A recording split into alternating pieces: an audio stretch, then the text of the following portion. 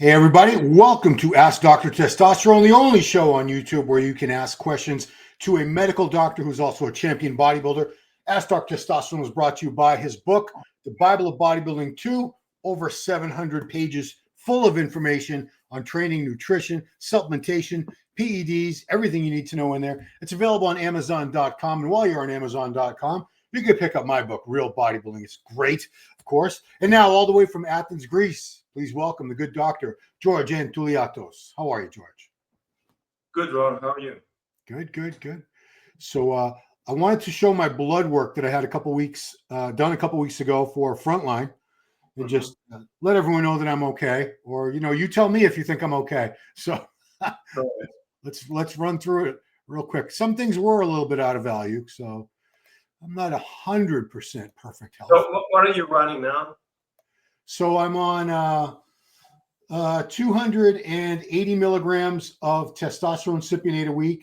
I quit the Arimidex and I ran out of Deca. But when I get more Deca, I'm going to go back to 100 milligrams of Deca, nandrolone a week. So right now it's 280 test cypionate. So here we go. Okay, so we look at the CBC. Looks like I'm in normal range for the white blood cells. Go a little bit downwards. Hemoglobin. Scroll down. So the red blood count also. How much is 18? Okay, you can start now at baby aspirin. Daily aspirin, okay. Baby aspirin. So film coated baby aspirin, 100 milligrams after breakfast. Thank you.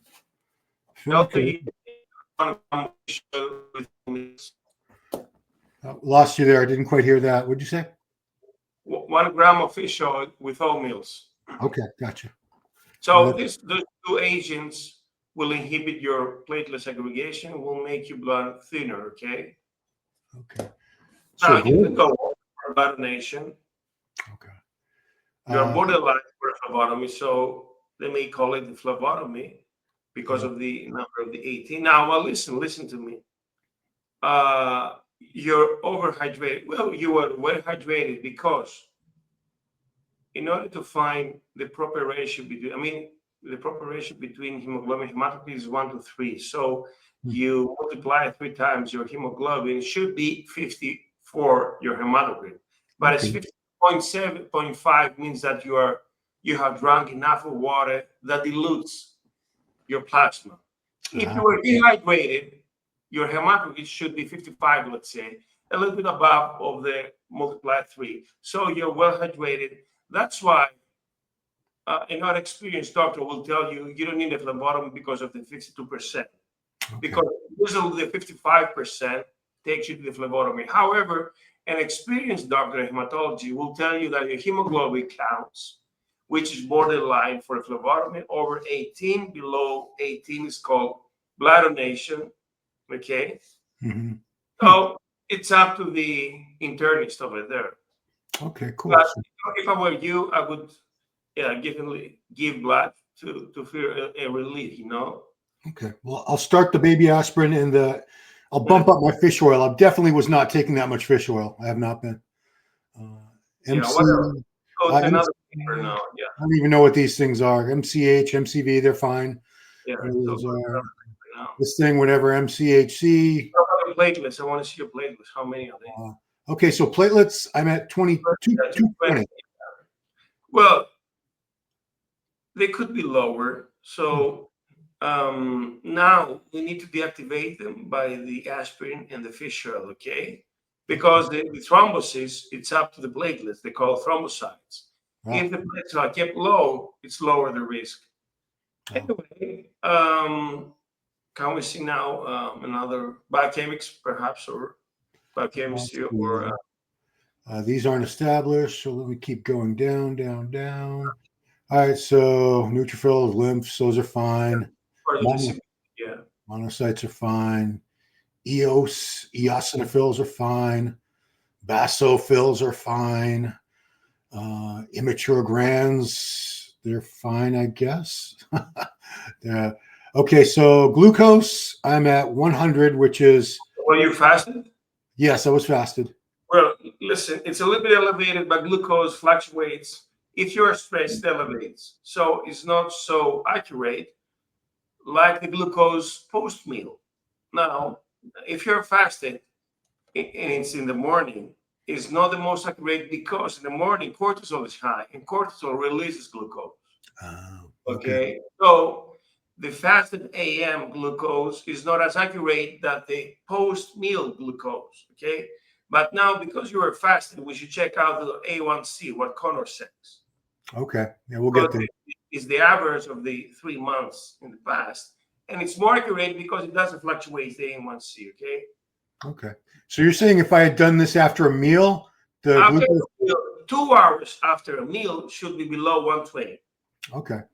Yeah. So in order to remember that, 2 hours is 120 minutes. Yep. Okay. So Gotcha. the glucose should be below 120. It's easy to remember. Okay. My blood urea nitrogen, my Very bun. low. And I assume, are you eating enough of food, protein, or is your protein faked? Fake. My urea, listen, my urea is 55, 60, 70 sometimes. Wow. Because I'm eating a lot of protein, but 19, seriously, it goes for a vegan. It's very low. I eat a lot of protein, Doc. I eat a lot of protein, but I mean, it's not even above the range. So, okay. I don't know. Otherwise, you're super hydrated. That's why your urea goes down. Okay. Yeah, because I average 300 grams of protein a day, every day, easily. Right. I mean, perhaps you're very well hydrated. Anyway, creatinine is fine. I drink a lot of water. I probably drink 2 gallons of water a day. So below 1.2 is fine. Come on. Okay. Creatinine is 1.17. Yeah. So that's fine. It's fine for your BMI because you're a bodybuilder. Yeah. Now, the GFR maybe is not that high because, I mean, other people have 80, 90 because you're a bodybuilder. And the more muscle mass you have, it goes to the calculation. So the bigger you are, the lower your GFR. It's part of the formula, okay? So that's why it doesn't apply that well to bodybuilders. Okay. Bun creatinine ratio looks fine. Scroll down. Sodium, potassium, chloride, carbon dioxide, calcium. Yeah. Protein, total protein is fine. Albumin, globulin, bilirubin. Yes. Alkaline phosphate is a little bit low, it looks like. AST. Your liver is great. Yeah, 46, so moderately high. I want to see your CPK, so your CK, creatine kinase, because it reflects it. Okay. It interacts. Okay. T is a little high. Cholesterol. You're taking a statin, so 120 is super low. Okay, triglycerides are fine. Yeah, HDL. HDL is exceptional. 50. Congratulations. This is a great HDL for a bodybuilder. Yeah, and doesn't your HDL, because I was taking an Astrazole when I did this blood work. Well, it's supposed to go lower. Yeah, that's a very good lipidemic profile because the statin doesn't affect the HDL. So HDL is a matter of smoking, cardiovascular fat, and genetic, of course. Okay. But I'm struggling to have an HDL over 50. Yeah, because you want a high HDL, right? Well, you need to be over 40, of course, but Arimidex, abuse of testosterone, DECA can lower HDL. Okay, even visceral fat, even cardio. Okay. Yeah, it says here if you're over 61, it's a reduced risk. Oh, come on, listen. I've heard that super high HDL is not that good, and actually low LDL is more important than the HDL. Okay. Cholesterol, cal, whatever. Low density lipoprotein is okay. Now, usually marathon runners have an HDL over 60. Okay. 60. Wow. Over 60. Yeah. But you know what I noticed when I quit Proviron, my HDL went up. Oh. 10. Yeah. So androgens can lower your HDL.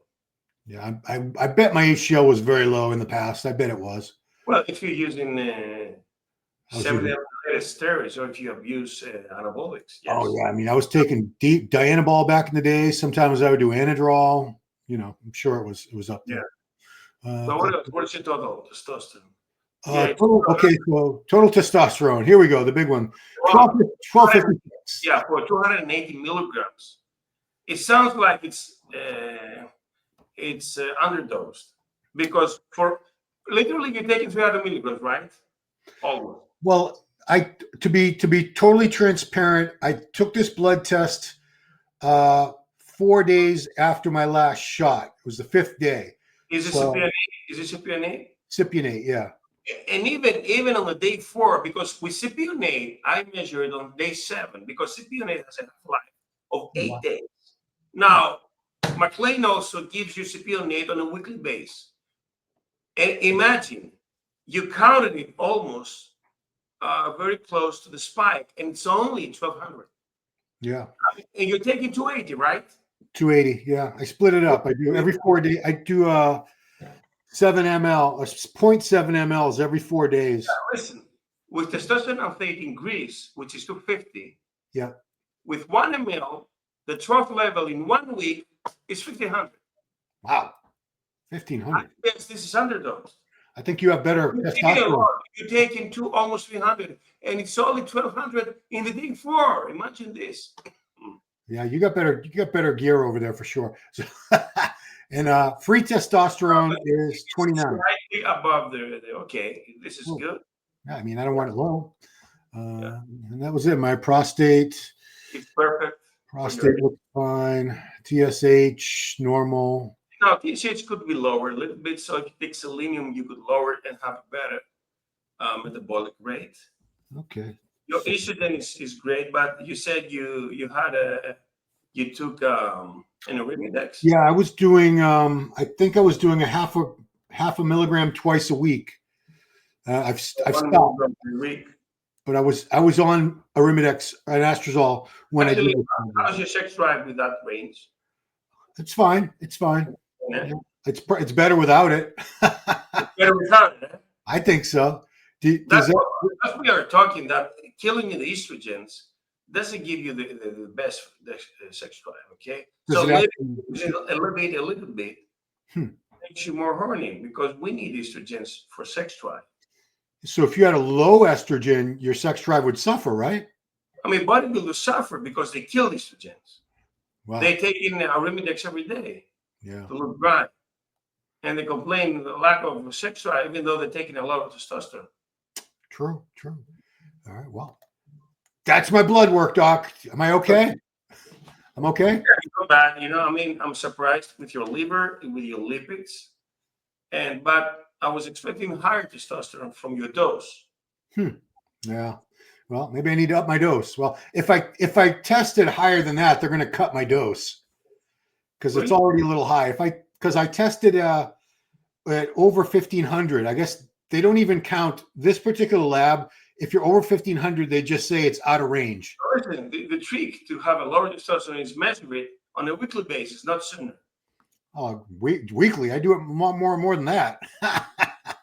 Way more than weekly. I'd say a few times a week for sure. So anyway, all right. Well, thank you for going over that with me, Doctor. I'm glad to know that I'm pretty much okay. Let's get to some viewer questions.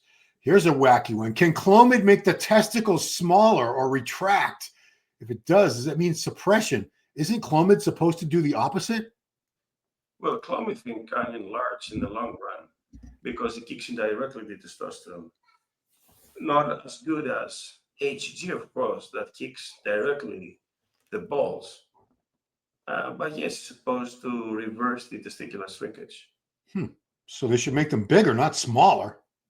Yes. This guy must have some fake Clomid. Yeah, and retract. I've never heard of anything that make your testicles retract back up into your body. Have you? No, I mean, if you don't use HG at all for years, then while ejaculating, you have this phenomenon of retraction. It's painful. Ouch, that sounds painful. Did you know the ancient samurai warriors of Japan? Yeah. They trained themselves to retract their testicles into their body during battle so that nobody could hurt their balls. that crazy? Never had it. All right, so here we go. Creatinine levels. Regarding creatinine level, how much is too much for a muscular guy? Well, it's no more higher than 1.5. I mean, if you're 2 meters, 7 feet tall, and 300 pounds, Wow. then you could justify a range of 1.5. But then also you need to check out your cystatin C, which is the real deal how the kidneys work. Okay. All right, because creatinine may be affected by red meat, by creatine monohydrate, by aspirin, by dehydration, by the cystatin C is the most reliable blood marker. Okay. Yeah. You just described Shaquille O'Neal, 7 feet tall and 400 pounds. Shaq. Yeah, big dude. All right. Next one is another level question. Can you please tell me what our optimal TSH level for a 38-year-old man? Mine are at 4.8 at the moment. Gives his T3 at 1.7, T4 at 122, FT3, I don't even know what that is, 5.2, and FT4, 17.3. So TSH levels. I need to look up the ranges of those values that you treated before, but the point is the TSH should be below 2 in order to have a functional gland, okay? If it goes up to 4, 4.5 is borderline in order to have hypothyroidism, even clinical hypothyroidism. But also important are the antithyroid, the antibodies, so anti-TPO and anti-TG, that can show thyroiditis, which is inflammation of the thyroid gland, and the Hashimoto is the most common. Okay, so I would look for a TSH below 2. You can lower TSH with selenium, Yeah.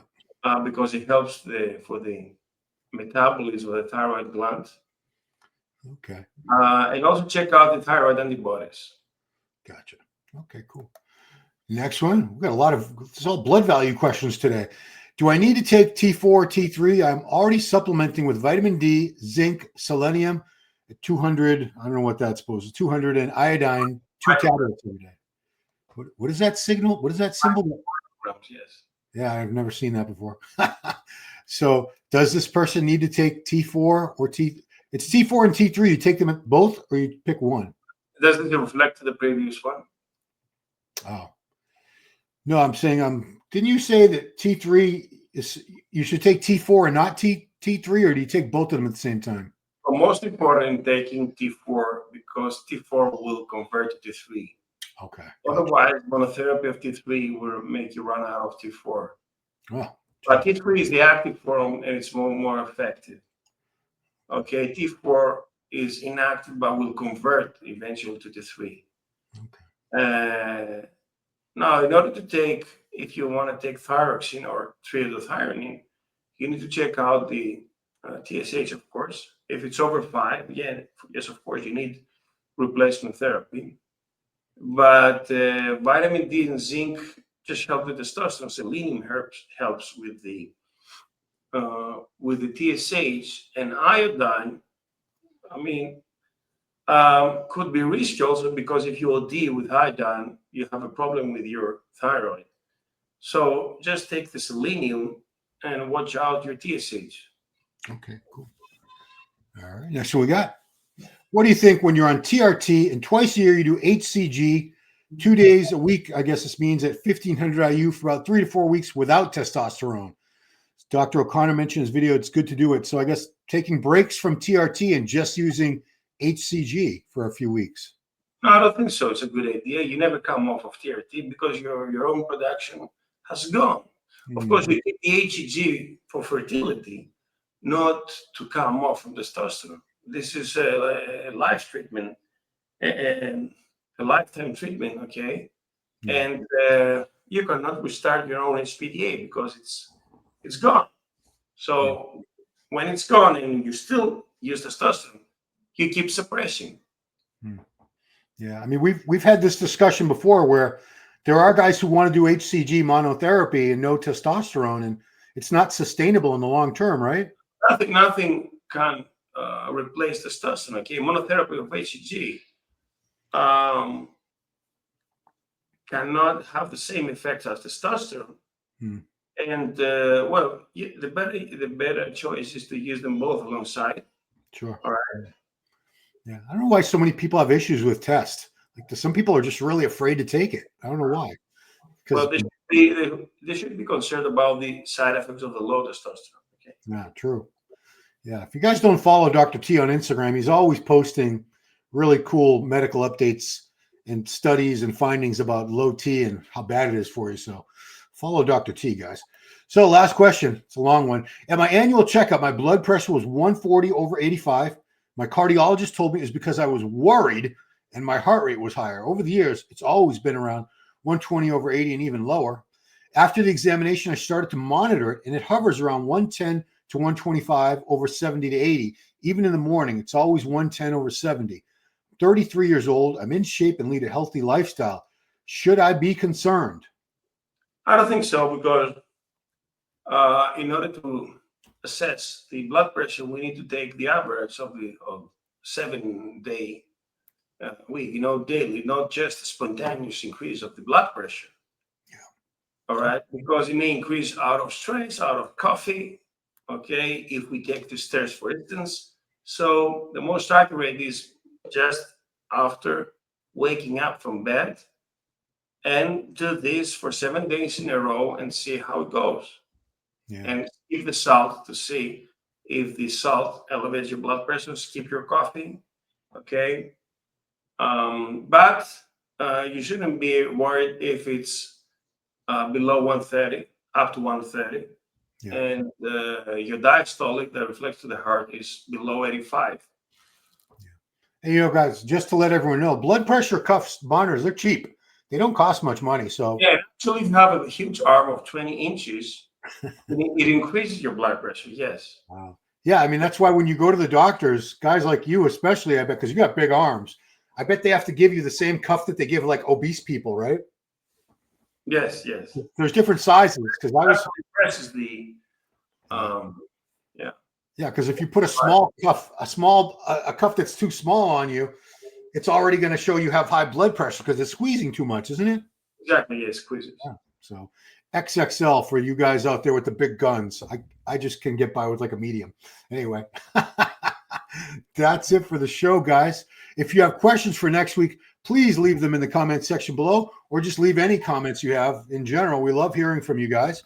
Of course, support the show, support the doc's book, Amazon.com, The Bible of Bodybuilding 2.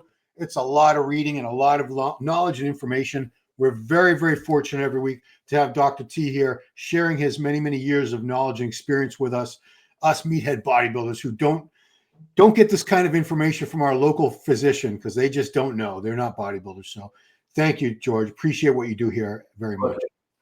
That's it. Guys, thanks for watching. We will see you next time right here on Ask Dr. Testosterone.